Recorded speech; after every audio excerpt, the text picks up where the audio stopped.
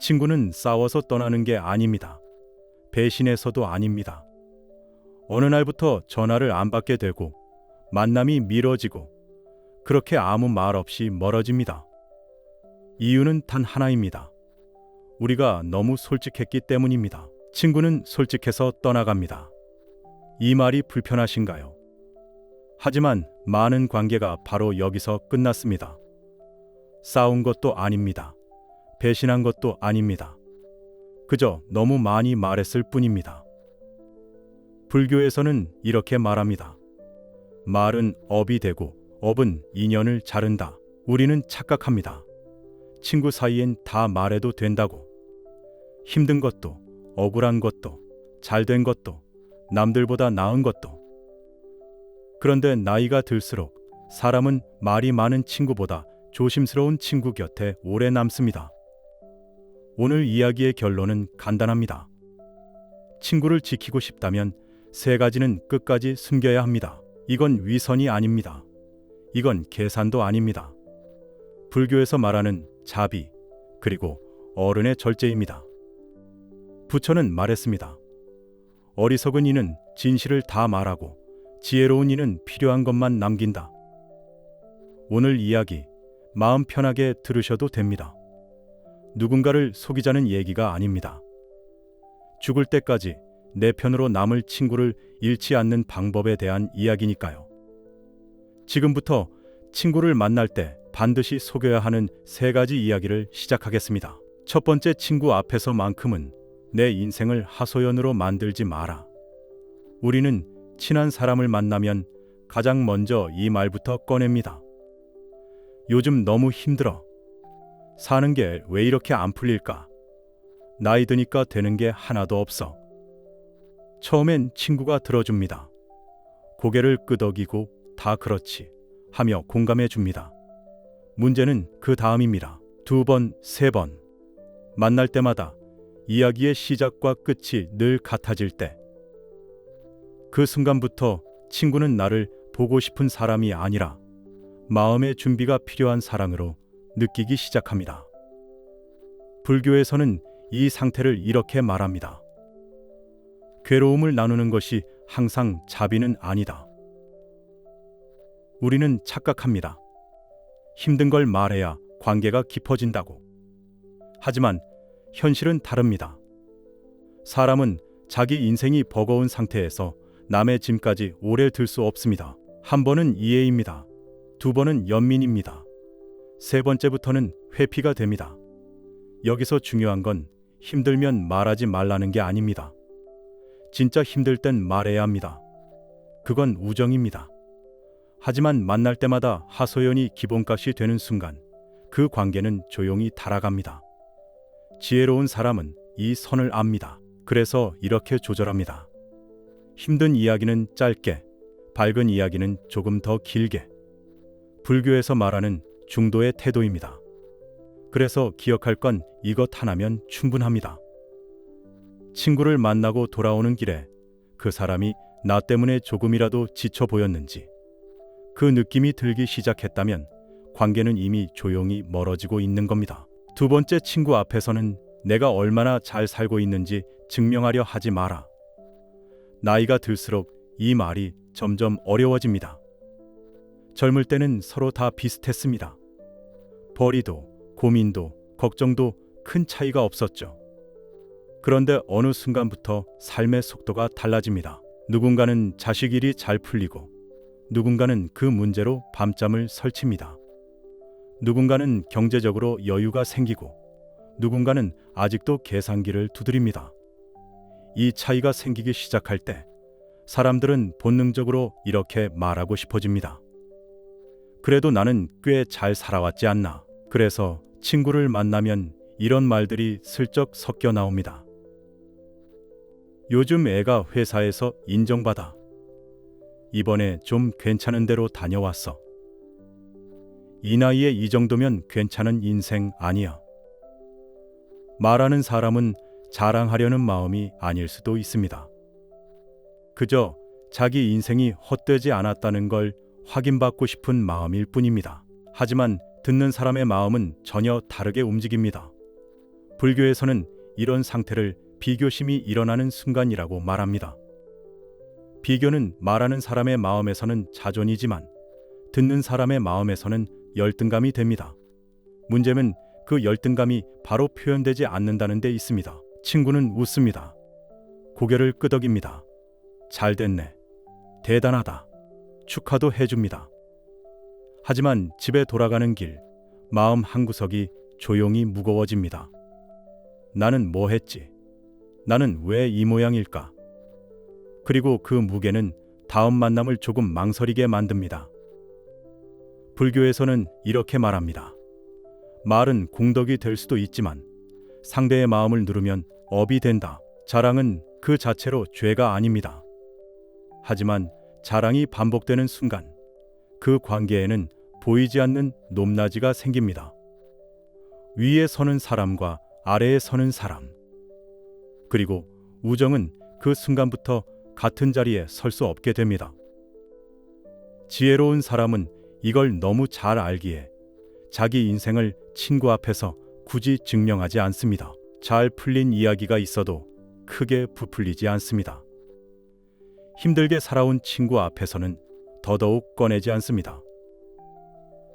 불교에서 말하는 겸손이란 나를 낮추는 게 아니라 상대의 마음을 편하게 두는 태도입니다. 그래서 이런 사람 곁에는 사람이 남습니다. 성공했는데도 성공을 말하지 않는 사람, 여유가 있는데도 여유를 드러내지 않는 사람. 그 사람과 함께 있으면 이상하게 비교가 사라집니다. 나도 나름 잘 살았구나. 이 마음이 남습니다. 그 마음이 남는 관계는 오래 갑니다. 그래서 두 번째로 기억해야 할 것은 이것입니다. 친구 앞에서는 내 인생을 설명하려 하지 마십시오. 증명하려 하지 마십시오. 그저 같은 자리에 앉아 같은 눈높이로 이야기하면 충분합니다. 그게 우정을 지키는 두 번째 절제입니다. 세 번째 친구의 약점은 보이는 순간부터 모르는 척하라. 나이가 들수록 친구의 약점이 보이기 시작합니다. 예전엔 몰랐던 것들입니다. 아니, 정확히 말하면 예전엔 굳이 보지 않던 것들입니다. 말을 자꾸 반복한다든지, 약속을 자주 잊는다든지, 예전보다 반응이 느려졌다든지, 경제적인 사정이 조금씩 드러난다든지. 그때 우리는 이렇게 말합니다. 걱정돼서 하는 말이야. 친하니까 말해주는 거야. 너 생각해서 그러는 거야. 하지만 불교에서는 이 장면을 아주 단호하게 말합니다. 자비 없는 진실은 폭력과 다르지 않다. 사람은 자기 약점을 자기 자신보다 남의 입을 통해 들을 때 훨씬 깊이 다칩니다. 왜냐하면 그 약점은 이미 본인도 매일 밤 혼자서 떠올리고 있기 때문입니다. 기억력이 예전 같지 않다는 것, 몸이 예전만 못하다는 것, 형편이 넉넉하지 않다는 것 이미 알고 있습니다. 이미 아프게 느끼고 있습니다. 그런데 가장 편해야 할 친구 입에서 그 말이 나오는 순간 마음속에서는 이런 생각이 듭니다. 이 사람 앞에서도 나는 이제 초라한 사람이구나. 그 순간 우정은 눈에 보이지 않게 한 겹 벗겨집니다. 문제는 이 상처가 절대 바로 드러나지 않는다는 데 있습니다. 친구는 웃습니다. 그런가 하고 넘깁니다.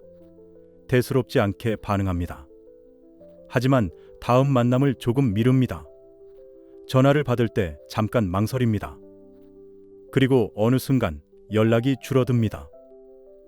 불교에서는 이걸 인연이 식는 과정이라고 합니다. 큰 싸움도 없습니다.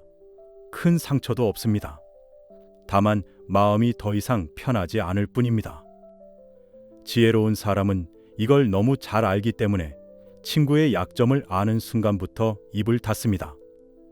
같은 이야기를 3번 들어도 처음 듣는 척합니다. 귀가 잘 안 들리는 것 같아 보여도 자연스럽게 조금 더 또렷하게 말해줍니다.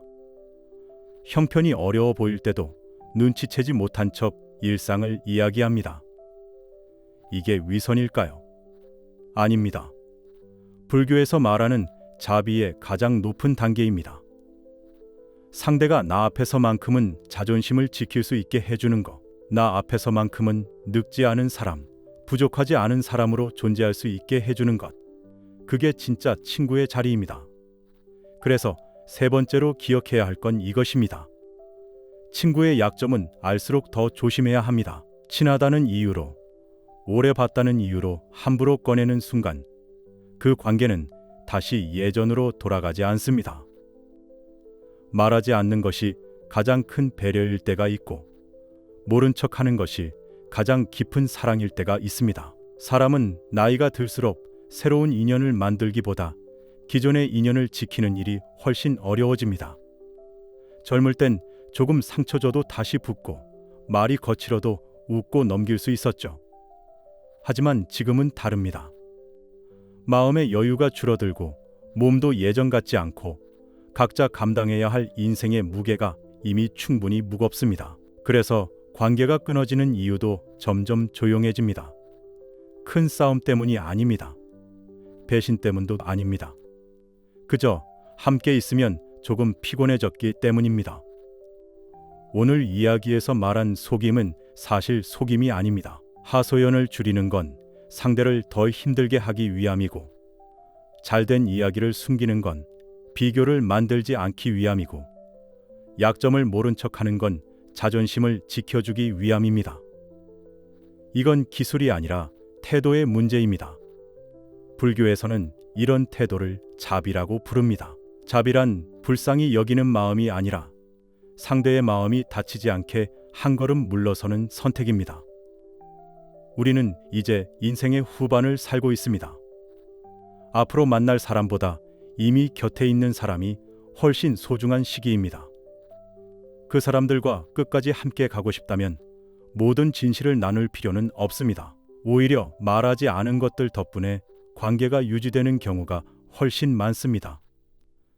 친구는 모든 걸 다 아는 사이가 아니라 서로의 마음을 함부로 건드리지 않는 사이입니다. 오늘 이 이야기를 들은 뒤 누군가의 얼굴이 떠올랐다면 그걸로 충분합니다. 다음에 그 친구에게 전화를 걸게 된다면 무언가를 털어놓기보다 이 말 한마디면 충분합니다. 그냥 내 목소리가 듣고 싶어서.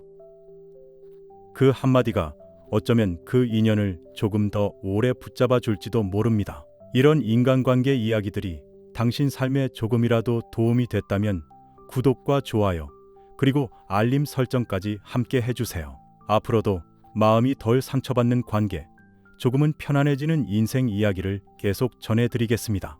감사합니다.